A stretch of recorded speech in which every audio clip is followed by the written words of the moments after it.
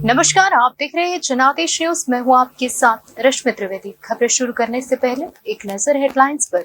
Line के प्रायोजक है सुशीला चैरिटेबल ट्रस्ट, जहां लोक हित और विकलांग लोगों की सहायता करना ही है कर्म, जिसका एक ही नारा जनहित में योगदान कराना।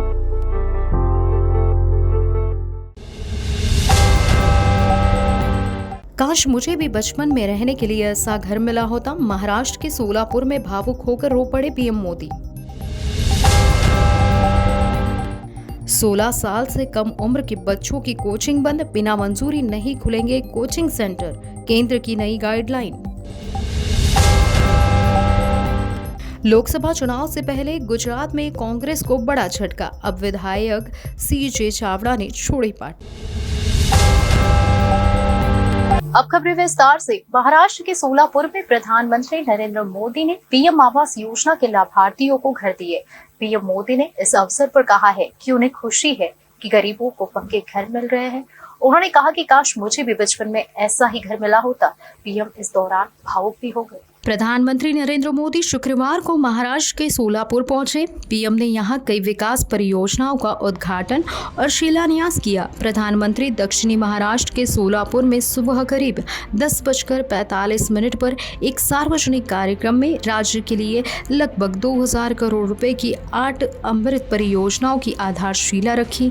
उन्होंने पीएम आवास योजना के तहत बनाए गए 90,000 से अधिक घरों को भी लोगों को सौंपा।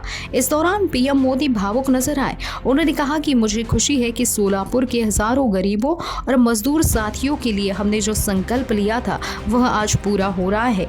आज पीएम आवास योजना के तहत बनी देश की सबसे बड़ी सोसाइटी का लोकार्पण हुआ है। मैं आज देखकर आया हूं और मैंने सोचा काश मुझे भी बचपन में ऐसे घर में रहने का मौका मिला होता। इतना कहते ही पीएम मोदी की आंखों में आंसू आ गए। पीएम ने कहा कि हमारी सरकार पहले दिन से प्रयास कर रही है कि श्री राम के आदर्शों पर चलते हुए देश में सुशासन हो, देश में ईमानदारी का राज हो। ये राम राज्य ही है जिसने सबका साथ, सबका विकास, सबका विश्वास और सबका प्रयास की प्रेरणा दी है। बिचौलिए लूट लेते थे गरीबों का हक। जी हाँ, पीएम ने कहा कि 2 प्रकार के विचार रहते हैं। एक राजनीतिक उल्लू सीधा करने के लिए लोगों को भड़काते रहे। हमारा मार्ग है मजदूरों का सम्मान, आत्मनिर्भर श्रमिक, गरीबों का कल्याण। हमारे देश में लंबे समय तक गरीबी हटाओ के नारे लगते रहे, लेकिन गरीबी नहीं हटी। गरीबों के नाम पर योजनाएं तो बनाई जाती थी, लेकिन उनका लाभ गरीबों को नहीं मिलता था। उनके हक का पैसा बिचौलिए लूट जाते थे। पहले की सरकारों की नीति, नियत और निष्ठा कटघरे में थी।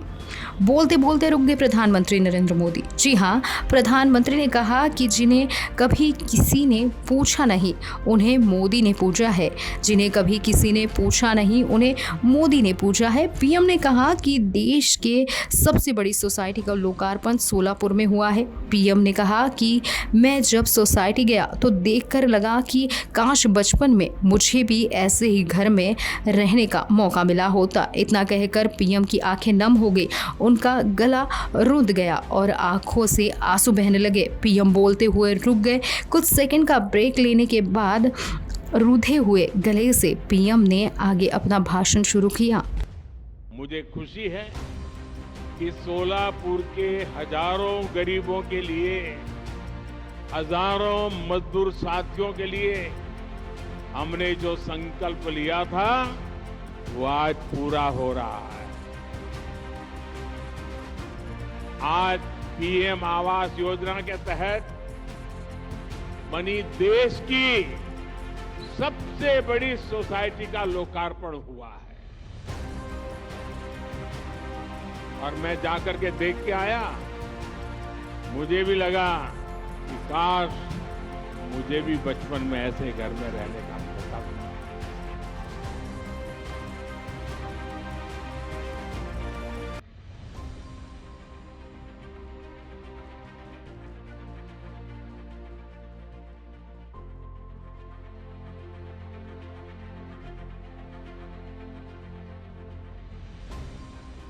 ये चीजें देखता हूं,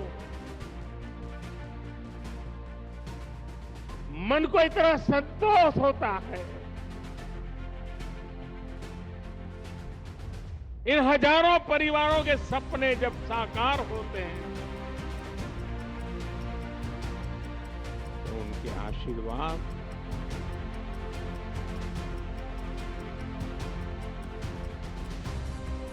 मेरी सबसे बड़ी पूंजी होते हैं।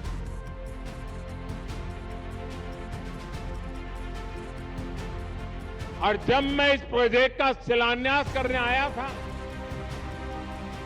तब मैंने आपको गारंटी दी थी कि आपके घरों की चाबी देने भी मैं खुद आऊंगा।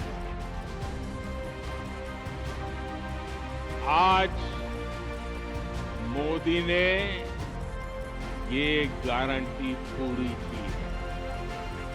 प्राइवेट कोचिंग सेंटर पर केंद्र सरकार ने लगाम कस दी है। अब कोई भी कहीं भी और कभी भी प्राइवेट कोचिंग सेंटर नहीं खोल पाएगा, उसे रजिस्ट्रेशन कराना होगा। कोचिंग सेंटर में 16 साल से कम उम्र के बच्चों को पढ़ाई के लिए नामांकन नहीं होगा। प्राइवेट कोचिंग सेंटर पर केंद्र सरकार ने लगाम कस दी है। अब कोई भी कहीं भी और कभी भी प्राइवेट कोचिंग सेंटर नहीं खोल पाएगा, उसे रजिस्ट्रेशन कराना होगा। कोचिंग सेंटर में 16 साल से कम उम्र के बच्चों को पढ़ाई के लिए नामांकन नहीं होगा, यानी 16 साल से ज़्यादा उम्र के बच्चे ही कोचिंग सेंटर में पढ़ाई कर पाएंगे। कोचिंग सेंटर किसी छात्र से मनमानी फीस भी नहीं वसूल सकेगा। उनके लिए रजिस्ट्रेशन करवाना अनिवार्य होगा और इससे छात्र की सुरक्षा खतरे में डालते हुए गली मोहल्ले और नुक्कड़ पर कोचिंग सेंटर खोलना संभव नहीं होगा। संस्थान में आग और भूकंप जैसी आपदाओं से बचने का पूरा इंतजाम करना होगा। केंद्र ने ये गाइडलाइन देश भर में IIT, JEE और मेडिकल की पढ़ाई कर रहे छात्रों के बढ़ते सुसाइड मामलों और देश में बेलगाम कोचिंग सेंटर की मनमानी को लेकर दिया है। शिक्षा मंत्रालय ने गाइडलाइन जारी कर दी है। गाइडलाइन के अनुसार IIT, JEE, MBBS, NEET जैसे प्रोफेशनल कोर्स के लिए कोचिंग सेंटरों के पास फायर और भवन सुरक्षा संबंधित NOC होनी चाहिए। परीक्षा और सफलता के दबाव को लेकर छात्रों की परेशानी दूर करने के लिए उन्हें मनोवैज्ञानिक और मानसिक स्वास्थ्य संबंधित सहायता भी उपलब्ध कराई जाए। कोचिंग सेंटर के रजिस्ट्रेशन और रेगुलेशन 2024 के दिशा निर्देश राज्यों और केंद्र शासित प्रदेशों को पहले ही भेजे गए हैं। कुछ राज्यों में पहले से ही कोचिंग इंस्टीट्यूट के रेगुलेशन संबंधित कानून हैं। अधिक फीस वसूलने वाले प्राइवेट कोचिंग सेंटरों की बढ़ती तादाद और वहां सुसाइड के बढ़ते मामलों के बीच केंद्र सरकार ने ये मॉडल गाइडलाइन जारी की है। हाल ही में कोटा की कोचिंग मंडी और अन्य बड़े केंद्र से इंजीनियरिंग और मेडिकल परीक्षा की तैयारी कर रहे बच्चों के द्वारा आत्महत्या करने के मामले सामने आए। कुछ अभिभावक और NGO की ओर से यह मुद्दा सुप्रीम कोर्ट तक भेजा गया। ऐसे ही एक अभिभावक अनिरुद्ध नारायण ने कोटा में युवाओं के सुसाइड को रोकने से जुड़े दिशा निर्देशों को लेकर सुप्रीम कोर्ट का दरवाजा खटखटाया है। वर्ष 2023 में आत्महत्या के 26 मामले सिर्फ कोटा में ही सामने आए। गाइडलाइन में कहा गया है कि छात्र पर कड़ी प्रतिस्पर्धा और अकादमिक दबाव को देखते हुए कोचिंग केंद्रों को बच्चों की भलाई के लिए जरूरी कदम उठाने चाहिए। कोचिंग संस्थान तनाव और अवसाद से छात्रों को बचाने और उन्हें मानसिक स्वास्थ्य संबंधित मदद अनुभवी साइकोलॉजिस्ट की सहायता लेनी होगी। कोचिंग सेंटर को गाइडलाइन के अनुरूप रजिस्ट्रेशन न कराने और नियम और शर्तों के उल्लंघन पर भारी जुर्माना देना होगा। कोचिंग सेंटर पहले उल्लंघन के लिए 25,000, दूसरी बार 1 लाख और तीसरी बार अपराध के लिए रजिस्ट्रेशन कैंसिल करने के साथ भारी जुर्माने के लिए तैयार उन्हें रहना होगा। गाइडलाइन के मुताबिक कोर्स की अवधि के दौरान फीस नहीं बढ़ाई जा सकेगी। किसी छात्र ने पूरा भुगतान करने के बावजूद कोर्स को बीच में छोड़ने का आवेदन किया है तो पाठ्यक्रम की शेष अवधि का पैसा वापस करना होगा। रिफंड में हॉस्टल और मेस फीस भी शामिल होगी। 5 घंटे से ज़्यादा नहीं होगी क्लास। जी हाँ, किसी भी हालत में स्कूलों या संस्थानों में पढ़ने वाले छात्रों की टाइमिंग के दौरान कोचिंग कक्षाएं नहीं चलेगी। एक दिन में 5 घंटे से अधिक कक्षाएं नहीं चलेगी। सुबह अर्ली मॉर्निंग और लेट नाइट क्लास नहीं होंगे। छात्रों और शिक्षकों को वीक ऑफ मिलेगा। त्योहारों में कोचिंग सेंटर छात्रों को परिवार के साथ जुड़ने और भावनात्मक लगाव को बढ़ाने का मौका भी देंगे। लोकसभा चुनाव से पहले गुजरात में कांग्रेस को बड़ा झटका लगा। कांग्रेस के वीजापुर से विधायक CJ चावड़ा ने विधानसभा की सदस्यता से इस्तीफा दे दिया है। चर्चा है कि चावड़ा बीजेपी में शामिल हो सकते हैं। गुजरात में चुनाव के बाद दूसरे विधायक ने पार्टी छोड़ी है। लोकसभा चुनाव से पहले गुजरात में कांग्रेस को बड़ा झटका लगा है। पार्टी के वरिष्ठ नेता और वीजा से एमएलए सीजे चावड़ा ने विधानसभा की सदस्यता से इस्तीफा दे दिया है। चावड़ा आने वाले दिनों में बीजेपी में शामिल होंगे। चावड़ा गुजरात कांग्रेस के बड़े नेताओं में शामिल थे। 2022 की गुजरात विधानसभा चुनाव में बीजेपी की प्रचंड लहर के बाद भी सीजे चावड़ा अपनी सीट बचाने में सफल रहे थे। चावड़ा से पहले अंकलेश्वर के कांग्रेस विधायक चिराग पटेल ने विधानसभा की सदस्यता से इस्तीफा दिया था। 2 विधायकों के इस्तीफे के बाद से कांग्रेस की विधानसभा में ताकत घट गई है। पार्टी के पास अब सिर्फ 15 विधायक बचे हैं। 2022 के चुनाव में पार्टी ने 182 में से सिर्फ 17 सीटों पर जीत हासिल की थी। बीजापुर से विधायक सीजे चावड़ा ने विधानसभा के अध्यक्ष शंकर चौधरी को इस्तीफा सौंपा। चौधरी ने इस्तीफा तुरंत ले लिया, स्वीकार कर लिया। चावड़ा पहली बार 2017 में गांधीनगर नॉर्थ सीट से जीतकर विधायक बने थे। चावड़ा ने कांग्रेस पर साधा निशाना। जी हां, विधायक पद से इस्तीफा देने के बाद चावड़ा यानी सीजे चावड़ा ने प्रधानमंत्री नरेंद्र मोदी के काम की तारीफ की। चावड़ा ने कहा कि हाल ही के देश की जो स्थिति उसके हिसाब से फैसला लिया है। चावड़ा ने बीजेपी में शामिल होने के सवाल पर सीधा जवाब नहीं दिया। चर्चा है कि फरवरी के पहले हफ्ते में चावड़ा बीजेपी में शामिल होंगे। सीजे चावड़ा ने 2022 के विधानसभा चुनाव बीजेपी के कद्दावर नेता और रमन भाई पटेल को हराकर सीट जीती थी। चावड़ा ने कहा कि अभी कांग्रेस की स्थिति ऐसी हो गई है कि कोई भी अच्छा काम करता है तो भी पार्टी आलोचना करती है। अयोध्या राम मंदिर में रामलला की प्राण प्रतिष्ठा का हवाला देते हुए उन्होंने कहा कि उनके लिए कांग्रेस का विधायक बने रहना मुश्किल था। चावड़ा ने बीजेपी में जाने के सवाल पर कहा कि अपने विधानसभा क्षेत्र में मतदाताओं से बातचीत करके आगे का फैसला लूंगा। कांग्रेस में सीजे चावड़ा के इस्तीफे के बाद 3 सीटें खाली हो गई है। 2 सीटें कांग्रेस और 1 सीट आप विधायक के इस्तीफे से खाली चल रही है। राहुल की यात्रा से पहले है ये झटका। जी हां, चावड़ा का इस्तीफा ऐसे वक्त पर आया है जब कांग्रेस नेता राहुल गांधी भारत जोड़ो न्याय यात्रा लेकर गुजरात भी आ रहे हैं। पहली भारत जोड़ो यात्रा में गुजरात को शामिल नहीं किया गया था, तब बीजेपी ने इसे काफी मुद्दा भी बनाया था। भारत जोड़ो यात्रा के चलते राहुल गांधी गुजरात विधानसभा चुनाव तब सिर्फ 2 रैली कर पाए थे। चावड़ा काफी लंबे वक्त से कांग्रेस में थे। वे विधायक के साथ साथ गुजरात प्रदेश कांग्रेस समिति यानी GPCC के कई पदों पर भी थे। चावड़ा के इस्तीफे के बाद चर्चा है कि वे साबरकांठा लोकसभा सीट से बीजेपी के प्रत्याशी भी बन सकते हैं। गुजरात में अभी सभी 26 लोकसभा सीटों पर बीजेपी का ही कब्जा है। એ માટે ત્યારથી સેટિંગ ચાલી રહ્યું છે। આવી અટકળો સાચી છે ભાજપ સાથેની લોકશાહીમાં અને પ્રજાતંત્રના પ્રભાવોમાં શંકા કુશંકાઓનું રાજકારણ ચાલતું હોય છે। હાલ પણ અને ભૂતકાળમાં પણ કોંગ્રેસના આગેવાનો સાથે આવી વાતો થતી રહી છે કે સેટિંગનું રાજકારણ હોય છે, પણ એવું કંઈ હોતું નથી। એવું કંઈ હતું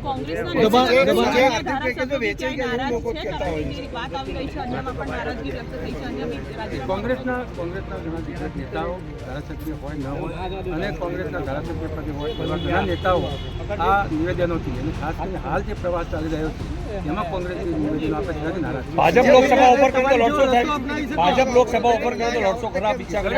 દરેક વ્યક્તિ દરેક નેતાને પોતાના વિચારવા માટેની શક્તિ અલગ અલગ હોય છે અને પોતાના અલગ અલગ પ્રવાહો હોય છે, પોતાના મતદાતાઓના પણ અલગ અલગ પ્રવાહો હોય છે।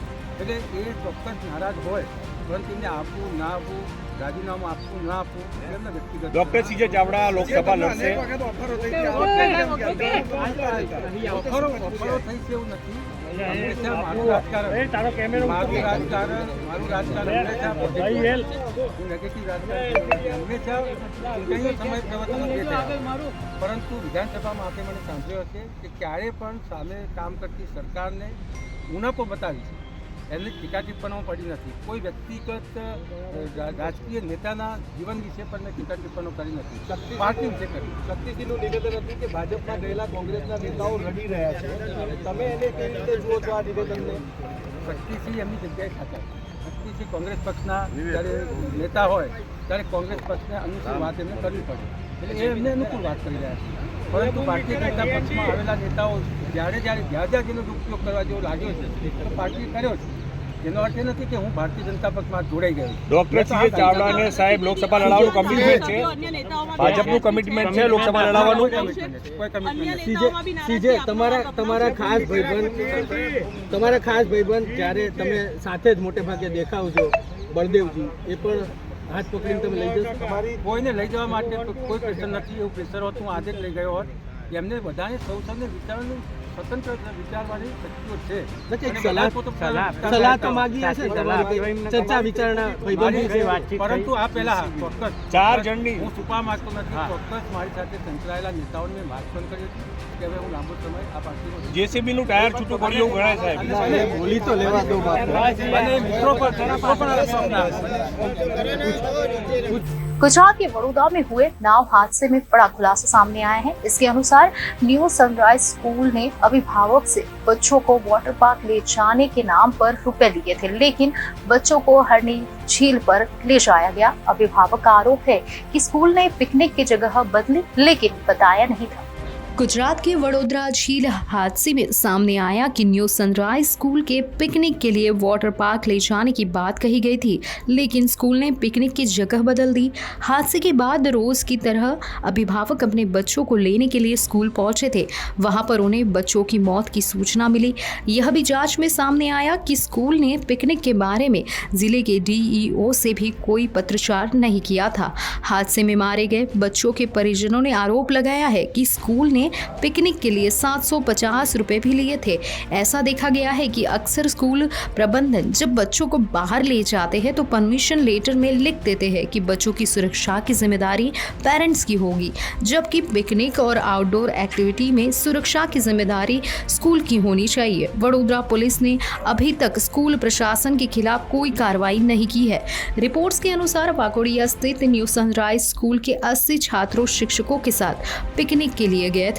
इसमें 27 छात्र नाव पर सवार थे, बाकी बच्चे अन्य मनोरंजक गतिविधियों में व्यस्त थे। मृतक छात्रों में से एक अयान गांधी की बहन नौशीन गांधी ने स्कूल अधिकारियों को दोषी ठहराया। उन्होंने आरोप लगाया कि स्कूल के अधिकारियों ने अभिभावकों से यह कहकर पिकनिक के लिए 750 रुपए वसूले थे कि बच्चों को वाटर पार्क ले जाया जाएगा, लेकिन उन्हें इसके बजाय झील पर ले जाया गया। अयान यानी 12 वर्ष का बच्चा कक्षा 6 का छात्र था। हादसे के बाद मैंने स्कूल अधिकारियों से संपर्क करने की बहुत कोशिश की, लेकिन किसी ने जवाब नहीं दिया। आगे उन्होंने बताया कि अयान कक्षा 6 का छात्र था। हादसे के बाद मैंने स्कूल अधिकारियों से संपर्क करने की बहुत कोशिश की, लेकिन किसी ने जवाब नहीं दिया। नौशीन ने कहा कि मैं अपने भाई को वापस चाहती हूँ। बचाए गए बच्चों में से एक के पिता ने कहा है कि उन्हें एक शिक्षक का फोन आया और उनसे झील पर जाने के लिए कहा गया। पिता ने कहा कि मुझे नाव पलटने की जानकारी नहीं दी गई, बस इतना बताया गया कि मेरा बेटा बेहद डरा हुआ है और सहमा हुआ है। इस हादसे में 12 छात्रों के साथ 2 शिक्षकों की मौत हुई है। इनकी पहचान छाया पटेल और फाल्गुनी पटेल, जिनकी उम्र 45 वर्ष है, उन्हीं के रूप में पहचान की गई है। SSG अस्पताल अधीक्षक डॉक्टर रंजन अय्यर के अनुसार इस नाव हादसे में जो बच्चे रेस्क्यू किए गए उनकी हालत में सुधार हो गया है। 18 जनवरी को वडोदरा में हरनी झील पर एक नाव पलट गई। इस हादसे जब यह दर्दनाक हादसा हुआ था तब नाव पर 27 छात्र और 4 शिक्षकों के साथ नाव चलाने वाले 2 कर्मियों के साथ 2 और स्टाफ की मौजूदगी थी, जिसके ऊपर बचाने की जिम्मेदारी थी। राजस्थान विधानसभा में राज्यपाल के अभिभाषण के साथ शुक्रवार को भजन सरकार का पहला सत्र शुरू हुआ। इसमें गहलोत सरकार के कई भ्रष्टाचारों का जिक्र हुआ। अभिभाषण में गहलोत और पायलट के बीच चली सियासी खींचतान का भी जिक्र हुआ। राजस्थान विधानसभा में शुक्रवार 19 जनवरी को पहले सत्र की कार्रवाई राज्यपाल के अभिभाषण के साथ शुरू हुई। अभिभाषण में पूर्ववर्ती गहलोत सरकार के कार्यकाल के दौरान हुए भ्रष्टाचारों का जिक्र किया गया। साथ ही गहलोत और पायलट के बीच चली सियासी खींचातान का जिक्र करते हुए कहा गया कि पूर्व की सरकार अपने अंतर्विरोधों एवं अहम की लड़ाई में व्यस्त रहने के कारण प्रदेश की विकासमुखी नीति बनाने में एवं निर्णय लेने में कामयाब नहीं हो पाई, जिसके परिणाम स्वरूप वह सरकार जनता की आकांक्षाओं पर खरी नहीं उतर सकी।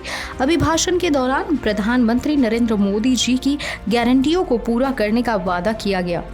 अभिभाषण के दौरान पूर्ववर्ती सरकार के दौरान अशोक गहलोत और सचिन पायलट की आपसी झगड़ों का हवाला देते हुए प्रदेश को पीछे धकेलने की बात कही गई। साथ ही यह दावा किया गया कि अब प्रदेश में डबल इंजन की सरकार बन गई है तो विकास के नए कीर्तिमान स्थापित किए जाएंगे। विकसित राजस्थान और विकसित भारत 2047 के संकल्प को साकार किया जाएगा। अभिभाषण में कहा गया कि विधानसभा चुनाव से पहले बीजेपी द्वारा निकाली गई परिवर्तन संकल्प यात्रा जन आक्रोश यात्रा और नहीं सहेगा।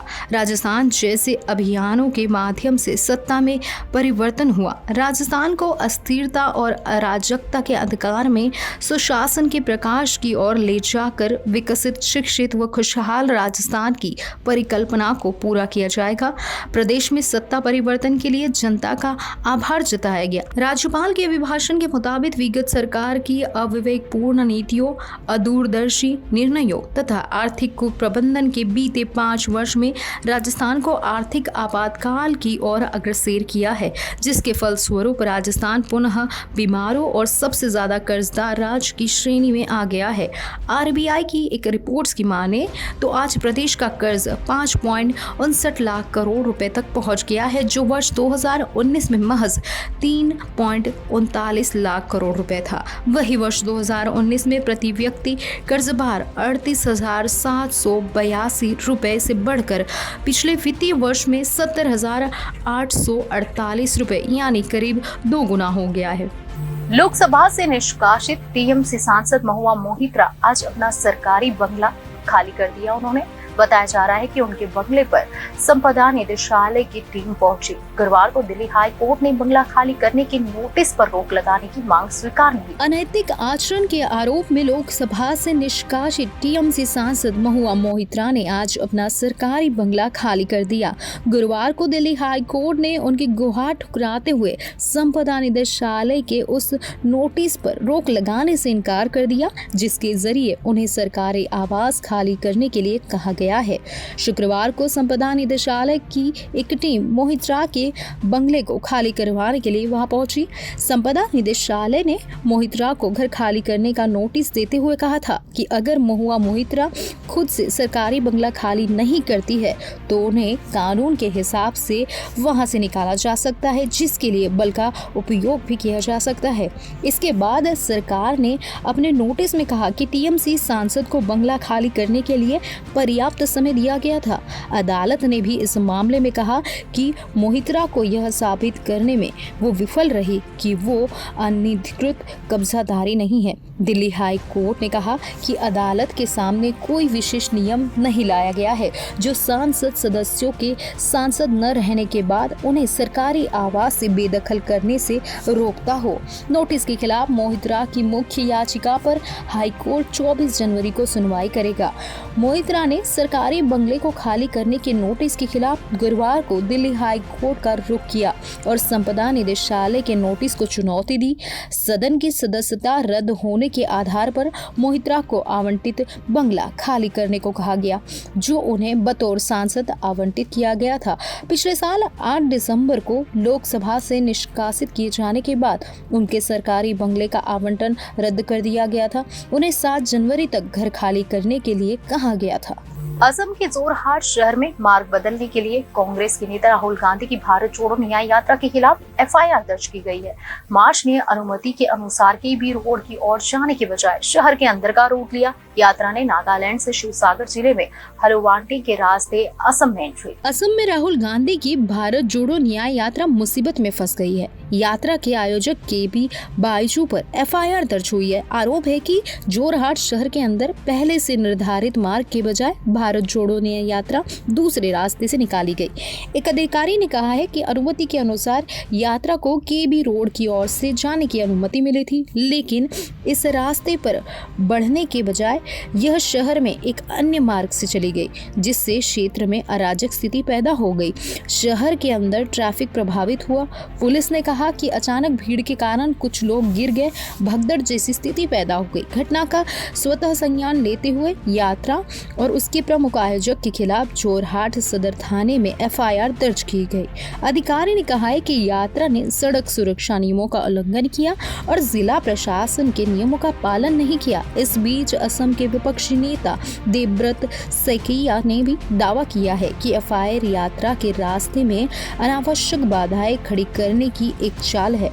राम मंदिर उद्घाटन के दिन यानी 22 जनवरी को यूपी समेत कई राज्यों में सरकारी अवकाश घोषित कर दिया गया है। कई राज्य ने आधे दिन की भी छुट्टी दी है। वहीं केंद्र सरकार ने भी 22 जनवरी को हाफ डे की छुट्टी घोषित की है।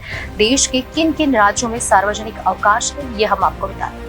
अयोध्या राम मंदिर में श्री राम लला की प्राण प्रतिष्ठा को लेकर देश भर में धूम मची हुई है। 22 जनवरी के पावन दिन को और खास बनाने के लिए यूपी समेत कई राज्यों ने छुट्टी का ऐलान किया है ताकि सभी लोग घर बैठे रामलला की प्राण प्रतिष्ठा का अनुष्ठान आराम से देख सके। राज्य के साथ साथ केंद्र सरकार के भी सभी कार्यालय 22 जनवरी को आधे दिन के लिए बंद रहेंगे। वहीं बैंकों में भी आधे दिन का अवकाश घोषित किया गया है। इस दिन कई राज्य में शराब और मांस आदि की दुकानें भी बंद रहेगी। ऐसे में आपको बताते हैं कि देश के किन किन राज्य में सार्वजनिक अवकाश या आधे दिन की छुट्टी है। यूपी की योगी आदित्यनाथ सरकार की ओर से सबसे पहले छुट्टी का ऐलान किया गया था। योगी सरकार ने ऐलान किया कि अयोध्या में रामलला की प्राण प्रतिष्ठा के दिन यानी 22 जनवरी को राज्य के सभी स्कूल कॉलेज बंद रहेंगे। इसी के साथ ही इस दिन पूरे प्रदेश में शराब और मांस की दुकानें भी बंद रहेगी। वहीं मध्य प्रदेश में आधे दिन का अवकाश है। मध्य प्रदेश के मुख्यमंत्री मोहन यादव ने 22 जनवरी को राम मंदिर में श्री रामलला की प्राण प्रतिष्ठा के अवसर पर मध्य प्रदेश के सरकारी कार्यालय में आधे दिन का अवकाश घोषित किया है। मोहन सरकार ने गुरुवार देर रात यह आदेश जारी किया। अवकाश दोपहर 2:30 बजे तक रहेगा। इसके साथ ही पूरे प्रदेश में शराब और मांस की दुकानें भी बंद रहेगी। वही बात करते हैं छत्तीसगढ़ की। छत्तीसगढ़ में बंद रहेंगे स्कूल और कॉलेज। अयोध्या में भव्य राम मंदिर की प्राण प्रतिष्ठा के चलते प्रभु श्री राम के ननिहाल छत्तीसगढ़ में 22 जनवरी को स्कूल कॉलेज बंद रहेंगे। इस दिन पूरे राज्य में शराब की दुकानें भी बंद रहेगी। आगे बात करते हैं हरियाणा की। तो हरियाणा में भी होगी स्कूल की छुट्टी। हरियाणा की मनोहर लाल सरकार ने 22 जनवरी को राज्य के स्कूल कॉलेज में अवकाश का ऐलान किया है। इस दिन पूरे हरियाणा में शराब बेचने पर भी रोक लगाई गई है। राजस्थान में आधे दिन ही होगी छुट्टी। राजस्थान की सरकार ने 22 जनवरी को आधे दिन की छुट्टी का ऐलान किया। सरकार की ओर से कहा गया है कि अयोध्या में राम मंदिर के उद्घाटन के दिन 22 जनवरी को सभी सरकारी दफ्तर दोपहर 2:30 बजे तक बंद रहेंगे। इस दौरान राज्य कर्मचारी राम मंदिर प्राण प्रतिष्ठा समारोह को घर में परिवार के साथ बैठकर देखेंगे। उस दिन राज्य में शराब की दुकानें भी बंद होगी। गोवा की बात करें तो गोवा में सीएम प्रमोद सावंत ने अयोध्या में राम मंदिर के उद्घाटन के दिन 22 जनवरी को अवकाश की घोषणा की है। इस दिन पूरे गोवा में सरकारी कार्यालय और स्कूल को बंद करने का आदेश दिया गया है। असम में रहेगी आधे दिन की छुट्टी। जी हां, असम की हिम्मत बिस्वा शर्मा सरकार ने भी 22 जनवरी को राज्य में आधे दिन की छुट्टी की घोषणा की है। बात करें आगे ओडिशा की तो ओडिशा की नवीन पटनायक सरकार ने भी 22 जनवरी को राम मंदिर की प्राण प्रतिष्ठा के मौके पर आधे दिन की छुट्टी की घोषणा की है। उत्तराखंड और महाराष्ट्र सरकार भी कर सकती है छुट्टी। जी हां, राम मंदिर उद्घाटन समारोह को लेकर 22 जनवरी को उत्तराखंड और महाराष्ट्र सरकार भी अवकाश की घोषणा कर सकती है। हालांकि अभी तक आधिकारिक घोषणा नहीं की गई है। बैंकों, बीमा कंपनियों में 22 जनवरी को आधे दिन का है अवकाश। जी हाँ, आपको बता दें, बैंक, बीमा कंपनियों और क्षेत्रीय ग्रामीण बैंकों में 22 जनवरी को अयोध्या में राम मंदिर प्राण प्रतिष्ठा के मौके पर आधे दिन का अवकाश रहेगा। इससे पहले दिन में कार्मिक एवं प्रशिक्षण विभाग ने केंद्रीय संस्थानों और केंद्रीय औद्योगिक प्रतिष्ठानों के संबंध में एक आदेश जारी किया। केंद्र के आदेश में कहा गया है कि अयोध्या में राम लला प्राण प्रतिष्ठा समारोह 22 जनवरी 2024 को पूरे भारत में मनाया जाएगा। इस उत्सव में कर्मचारी भाग ले सकते हैं। इसलिए यह निर्णय लिया गया है कि पूरे भारत में केंद्र सरकार के सभी कार्यालय, केंद्रीय संस्थान और केंद्रीय औद्योगिक प्रतिष्ठान 22 जनवरी 2024 को दोपहर 2:30 बजे तक आधे दिन के लिए बंद रहेंगे। भारत के चंद्रयान 3 मिशन का विक्रम लैंडर 23 अगस्त को चंद्रमा की सतह पर उतरा था। इस कामयाबी ने भारत को चांद पर पहुंचाने वाला चौथा देश बना दिया। अब विक्रम लैंडर पर लगे यंत्र से नासा को बड़ी कामयाबी मिली है। यह कामयाबी पहली बार नासा को मिल पाई है। भारत के चंद्रयान 3 मिशन का विक्रम लैंडर चांद की सतह पर मौजूद है। यह मिशन काफी पहले बंद हो चुका है, लेकिन हाल ही में नासा ने इसके जरिए एक बड़ी कामयाबी हासिल की है। जी हां, नासा के एक अंतरिक्ष यान ने चंद्रमा की सतह पर सफलतापूर्वक लेजर से निशाना लगाया। चंद्रमा पर पहली बार परिक्रमा कर रहे नासा की सैटेलाइट ने विक्रम लैंडर पर एक उपकरण से लेजर किरण प्रसारित की और फिर वह परावर्तित हुई।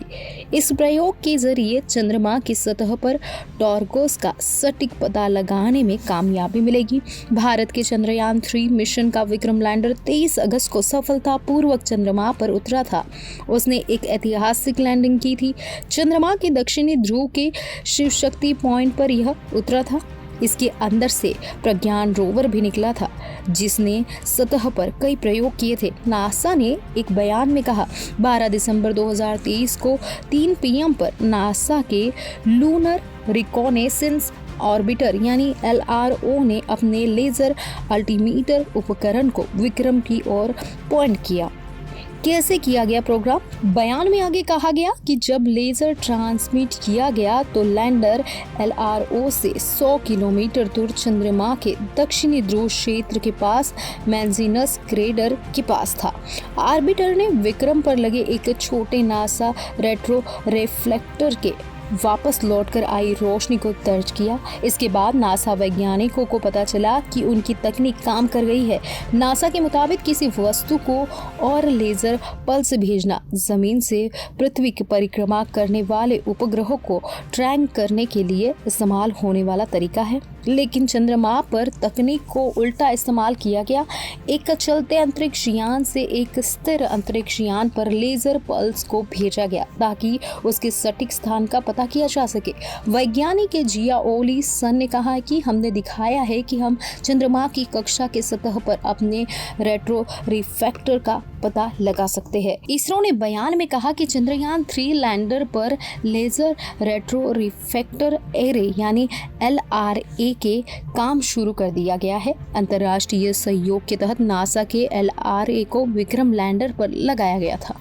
पाकिस्तान और ईरान के बीच एक तनाव देखने को मिल रहा है। पाकिस्तान और ईरान ने एक दूसरे के ऊपर मिसाइल दागे हैं। दोनों देशों ने कहा है कि उन्होंने आतंकियों को निशाना बनाया है। इस पर अब पाकिस्तान के पूर्व विदेश मंत्री बिलावल भुट्टो ने भारत को लेकर बड़ा बयान दिया है। पाकिस्तान पर हमला ईरान की ओर से किया गया, लेकिन इस हमले के केंद्र में अब भारत आता दिख रहा है।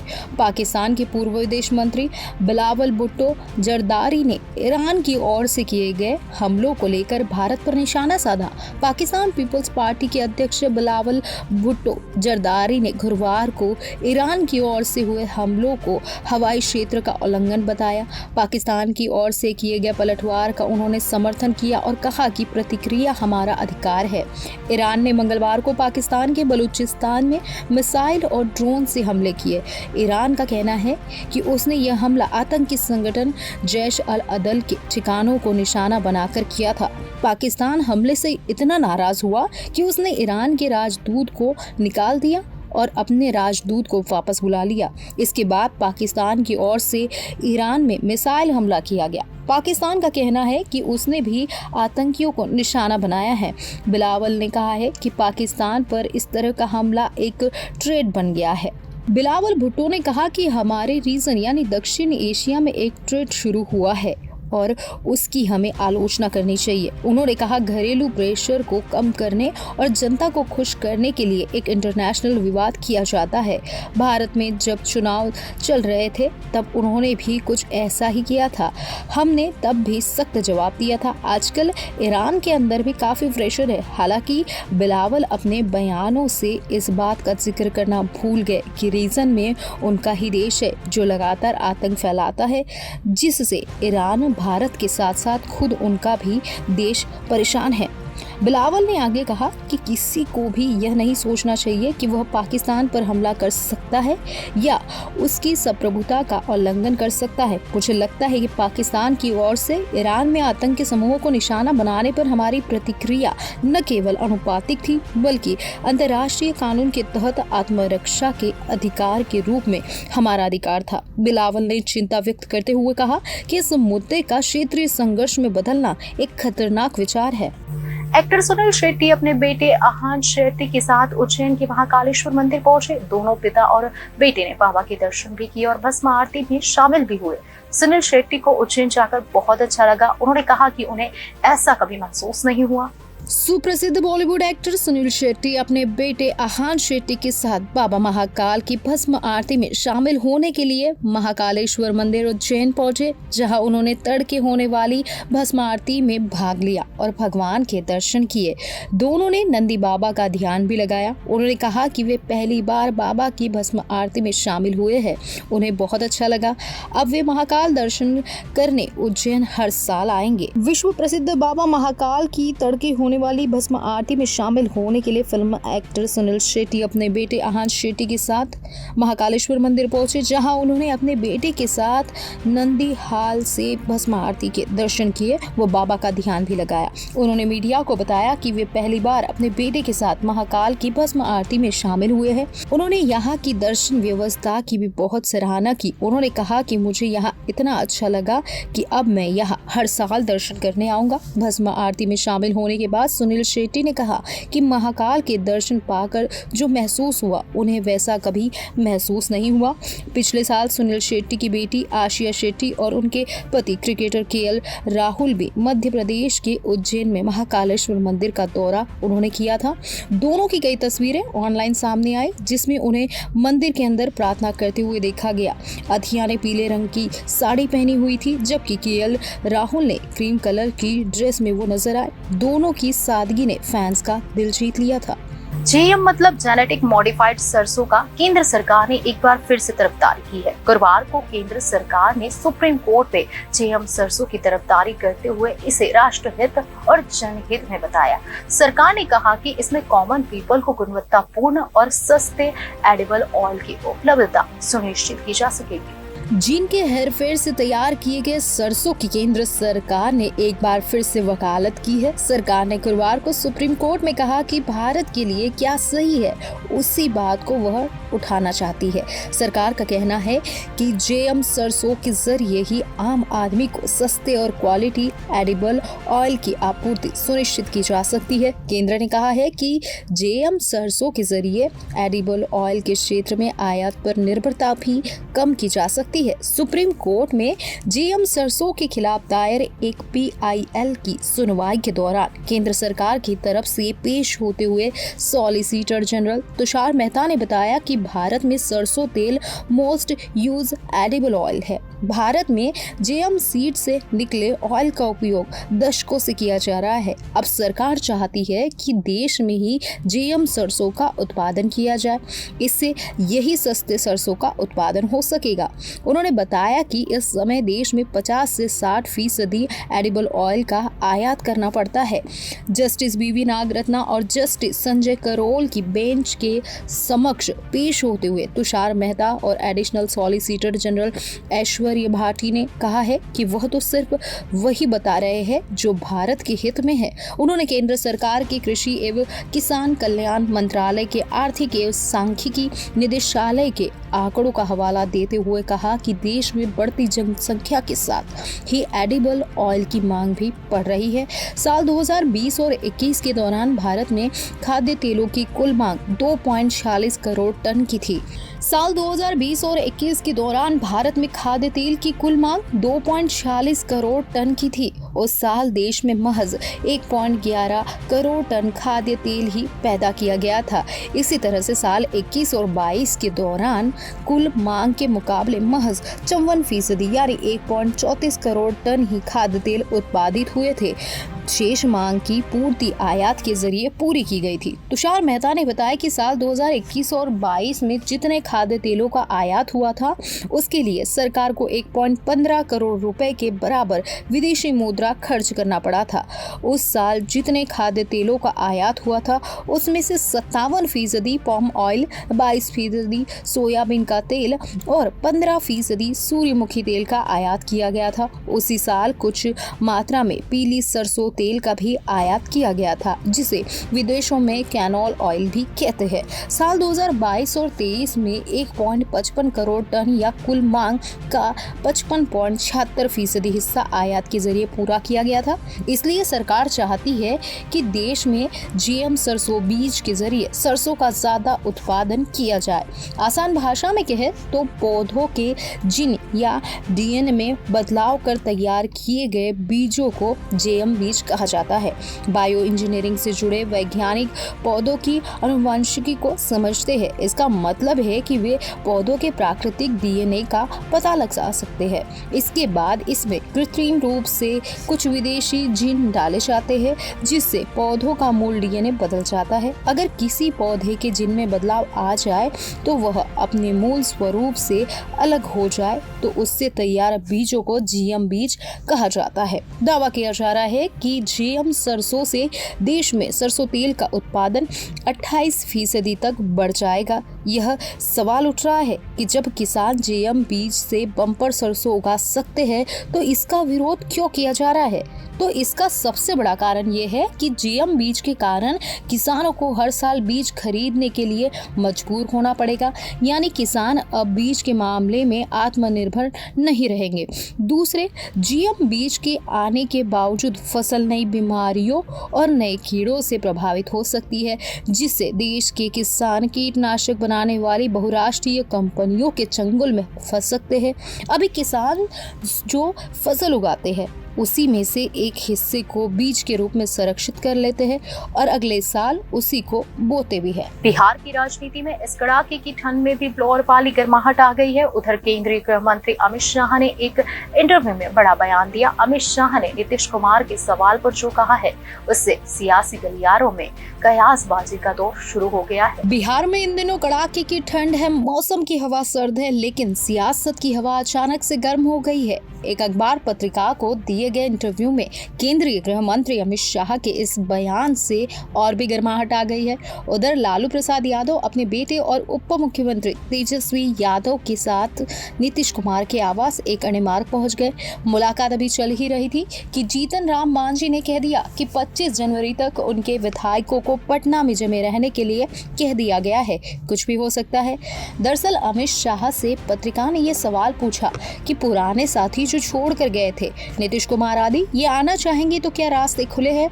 इस पर अमित शाह ने बहुत सधा हुआ लेकिन एक तरह से स्पष्ट जवाब दिया। केंद्रीय गृह मंत्री अमित शाह ने कहा कि जो औरतों से राजनीति में बात नहीं होती, किसी का प्रस्ताव होगा तो विचार किया जाएगा। यानी इस तरह से अमित शाह ने करीब करीब ये साफ कर दिया कि नीतीश कुमार के लिए बीजेपी में लगा नो एंट्री का बोर्ड हट गया है, लेकिन पहल उन्हें ही करनी होगी। अब ये पहले होगी या नहीं, संशय इसी बात पर है। बीजेपी के एक सूत्र ने बताया है कि पार्टी को अभी लोकसभा चुनाव दिख रहा है। ऐसे में अगर उनके पास कोई वापसी करना चाहेगा तो उसके लिए उसे अपनी शर्तों का त्याग कर बीजेपी की शर्तों पर घर वापसी करनी होगी। उधर लालू और तेजस्वी नीतीश से क्यों मिले, इसका ठोस जवाब किसी के पास नहीं है। इस सियासी हलचल को लेकर कयासों का दौर अभी भी जारी है। अमित शाह के बयान को देखें तो उन्होंने कहा कि अगर किसी का प्रस्ताव होगा तो विचार किया जाएगा। 3 शब्द से इसमें अहम है, किसी, प्रस्ताव और विचार। किसी का मतलब है सवाल में ही है और वो है नीतीश कुमार। अब बात प्रस्ताव की, यानी नीतीश अगर ऑफर देंगे तब। तीसरी बात विचार, यानी इस पर बीजेपी ऑफर आने पर कबूल नहीं करेगी। वो ऑफर कबूल करने के लिए शर्त भी रख सकती है, क्योंकि विचार तभी किया जाता है जब कुछ तय करना हो, अपनी बात स्पष्ट कहनी हो, तो ये तो चाहिए ही। खैर अभी तो सब कयास है, लेकिन सियासी सरगर्मी इशारा तो दे ही रही है। खबरों में आज बस इतना ही। आने वाली सभी खबरों को जानने के लिए आप जुड़े रहिए जनादेश न्यूज के साथ।